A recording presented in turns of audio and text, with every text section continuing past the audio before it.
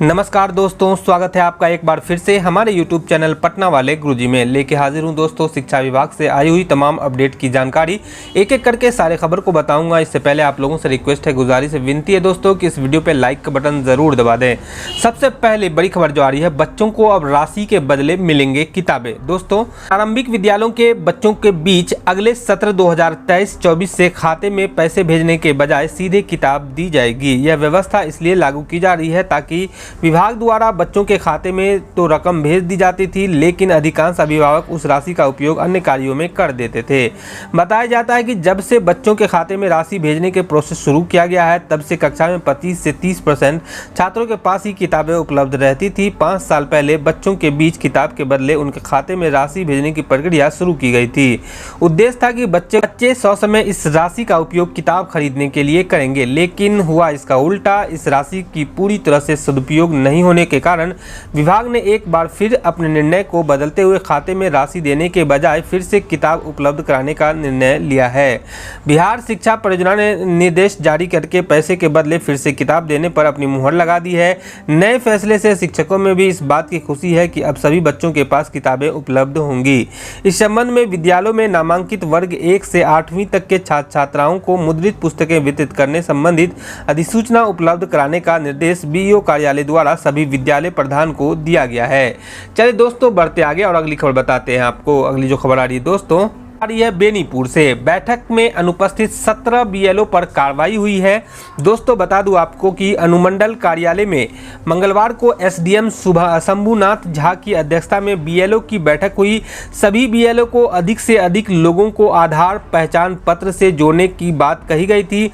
दीपावली एवं छठ पर्व को देखते हुए निर्वाचकों के आधार को पहचान पत्र से लिंक करने का कार्य यथाशीघ्र संपन्न करने को कहा गया था। इस लापरवाही बरतने पर विभागीय कार्रवाई करने की बात कही गई। इसके अलावा बैठक में अनुपस्थित रहे बूथ संख्या 7, 9, 22, 53, 57, 59, 60, 63, 66, 67, 68, 120, 230, 241, 269, 273 एवं 275 के बीएलओ के विरुद्ध डीएम को अनुशासनिक कार्रवाई के लिए लिखा गया है।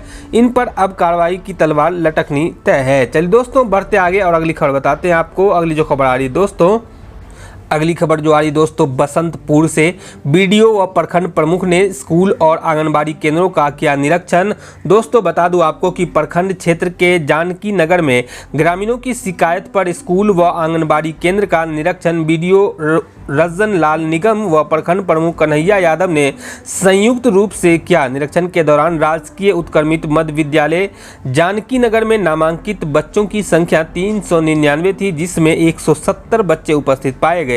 इस दौरान विद्यालय द्वारा 300 बच्चों को प्रतिदिन एमडीएम की उपस्थिति दर्ज कराई गई थी। वहीं विद्यालय में कोई अभिलेख एचएम शारदा मांझी द्वारा उपलब्ध नहीं कराया गया। इस व्यवस्था से बीडीओ काफी नाराज दिखे। वहीं निरीक्षण के दौरान आंगनबाड़ी केंद्र संख्या 98, 47, 33 व 126 के निरीक्षण के दौरान बच्चों की संख्या, उपस्थिति एवं मेन्यू पोषाहार वितरण मनमाने ढंग से किया जा रहा था। बच्चों की संख्या कहीं 3 तो कहीं 4 थी। वहीं केंद्र को घर में चलाया जा रहा था। उन्होंने बताया कि पर्यवेक्षिका द्वारा किसी केंद्र की जांच नहीं की जाती है। निरीक्षण के दौरान काफी संख्या में ग्रामीण उपस्थित थे।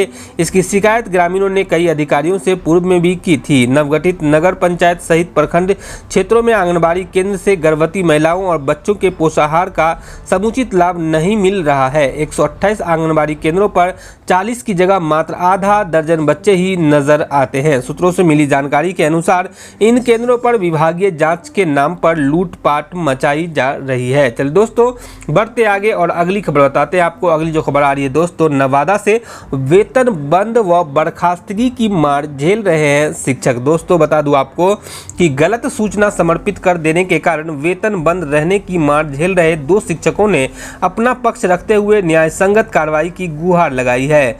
जिला पदाधिकारी सह जिला लोक शिकायत निवारण पदाधिकारी को दिए गए आवेदन में नवादा प्रखंड के उत्क्रमित मध्य विद्यालय भदौनी के उर्दू विषय के प्रखंड शिक्षक मोहम्मद इश्तियाक अहमद औरंगजेब तथा नवादा प्रखंड के ही मध्य विद्यालय घोस्तावा के उर्दू विषय के प्रखंड शिक्षक मोहम्मद इफ्तिखार अहमद सहनवादन ने अपनी बर्खास्तगी पर भी विरोध जताया है। यह है कि डीईओ ने विगत 19 सितंबर 2022 को दोनों शिक्षकों की बर्खास्तगी और वेतन बंद करने का आदेश निकाला है। इस कारण दोनों प्रखंड शिक्षक बेहद परेशान है। दोनों शिक्षकों ने शाहीन परवीन व तमन्ना परवीन के परिवाद के विरुद्ध अपने आवेदनों में कहा कि हम दोनों प्रखंड शिक्षकों से मेगा अंक प्रतिशत की मांग की गई। इस पर तत्कालीन डीईओ संजय कुमार चौधरी ने इसके उपलब्ध नहीं होने की रिपोर्ट कर दी, जबकि हम दोनों ने पूर्व में ही अंक प्रतिशत सूची व शिक्षक नियुक्ति रोस्टर को प्रखंड शिक्षक नियोजन इकाई को उपलब्ध करा दिया था। इसके बावजूद हमारे मेगा अंक प्रतिशत का मिलान के लिए हमारे शैक्षणिक प्रमाण पत्रों की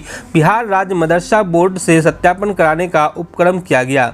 उनके स्थानांतरण के बाद वर्तमान डीईओ वीरेंद्र कुमार ने भी जांच कराई और सत्यापित प्रति अपराधिकार को समर्पित किया गया। सारी उपलब्धता के बावजूद जानबूझकर हम दोनों प्रखंड शिक्षकों का जांच प्रतिवेदन न्यायालय में गौण करते हुए उपलब्ध नहीं कराया जा रहा है। दोनों शिक्षकों ने स्पष्ट कहा है कि जब हम दोनों नवादा प्रखंड शिक्षक नियोजन इकाई से नियोजित है तो कार्रवाई भदौनी पंचायत इकाई के मेगा अंक के आधार पर करना सरासर अनुचित है। दोनों ने दावा किया है कि उन्होंने कभी भी भदौनी पंचायत इकाई के लिए आवेदन नहीं दिया है। दोनों ने उचित न्याय की गुहार लगाई है। चलिए अगली खबर जो आ रही दोस्तों, स्कूलों में बैठने के लिए घर से बोरी लेकर आते हैं बच्चे। दोस्तों बता दूं आपको कि सरकार प्राथमिक शिक्षा को लेकर कितनी सजग है, इसका हैरान करने वाला उदाहरण बक्सर जिला मुख्यालय में देख सकते हैं। शिक्षा पर सरकार भले ही लाखों रुपये खर्च करने का दावा कर रही है, लेकिन आज भी सरकारी स्कूलों की स्थिति अत्यंत बदहाल है। शहर के बाईपास रोड स्थित आदर्श शिशु मध्य विद्यालय है, जो डीईओ ऑफिस से चंद कदम की दूरी पर है। यहाँ के बच्चे आज भी पुराने जमाने की तरह फर्श पर बैठकर पढ़ने को विवश है। वे स्कूल में बैठने के लिए घर से बोरी लेकर आते हैं। फर्श भी टूटा फूटा है। 7वीं व 8वीं कक्षा में बेंच डेस्क की संख्या कम है, जिसके कारण इस वर्ग कुछ बच्चे बेंच पर तो कुछ फर्श पर बैठ शिक्षा ग्रहण करते हैं। खास तो यह है कि गर्मी, जाड़ा और बरसात के मौसम में मासूम बच्चों को फर्श पर ही बैठकर पढ़ना पड़ता है। एक कमरे का फर्श जर्जर होकर धंस गया है। ऊबड़ खाबड़ फर्श होने के चलते कई दफे बच्चों के पैर में मोच आ जाती है। 21वीं सदी में भी सरकार स्कूल में बैठने के लिए बोरी लेकर बच्चों को आना पड़े तो ऐसी व्यवस्था के बारे में क्या कहेंगे। इस कुव्यवस्था के प्रति ना तो सरकार और प्रतिनिधि सजग हैं और ना ही जिला शिक्षा विभाग के अधिकारी। क्या कहती है विद्यालय के प्रभारी। दोस्तों प्रभारी प्राचार्य वंदना कुमारी ने बताया है कि कक्षा 1 से 8 तक की पढ़ाई होती है। स्कूल में कुल 535 बच्चे नामांकित हैं। कक्षा 1 से 6 तक के बच्चों के लिए बेंच और डेस्क की व्यवस्था नहीं है। कमरे का भी अभाव है। बताया है कि विद्यालय में कुल 20 शिक्षक व शिक्षिकाएं हैं। स्कूल की स्थिति से यहाँ के वरीय अधिकारियों को हमेशा अवगत कराया जाता है। इस बार शिक्षा समिति की बैठक में अधिक बच्चों की संख्या होने को लेकर 2 शिफ्ट में स्कूल चलाने व बेंच डेस्क की व्यवस्था करने का प्रस्ताव रखा जाएगा। चलिए दोस्तों बढ़ते आगे और अगली खबर बताते हैं आपको। अगली जो खबर आ रही दोस्तों, 173 स्कूलों में जूनियर शिक्षक को प्रभारी प्रधानाध्यापक बनाने की शुरू होगी जांच। दोस्तों शिक्षा विभाग ने सभी डीओ से मांगी है मंतव्य सहित रिपोर्ट। दोस्तों राज्य के 1273 सरकारी स्कूलों में सीनियर शिक्षक के रहते जूनियर शिक्षक को प्रभारी प्रधानाध्यापक बनाए जाने के मामले में जांच के आदेश दिए गए हैं। शिक्षा विभाग ने सभी डीओ से इन मामले में जांच के बाद मंतव्य सहित रिपोर्ट देने के लिए कहा है। यह कार्रवाई बिहार विधानसभा की याचिका समिति के निर्देश के अनुपालन में हुई है।